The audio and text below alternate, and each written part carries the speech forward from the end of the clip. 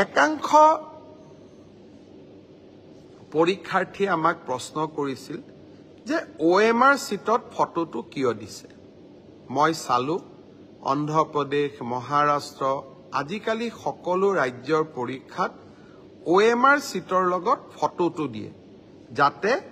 এজন পৰীক্ষাৰ্থীৰ নামত আন এজন পৰীক্ষাৰ্থীয়ে পৰীক্ষাত অৱতীৰ্ণ হ'ব নোৱাৰে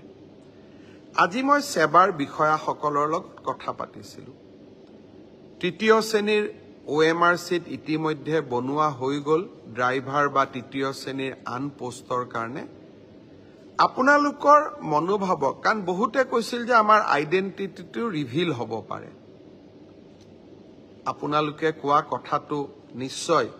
কিছু মেৰিট আছে হে ভৱিষ্যতৰ ৰিক্ৰুটমেন্ট পৰীক্ষাত এডিআৰইৰ পৰীক্ষাত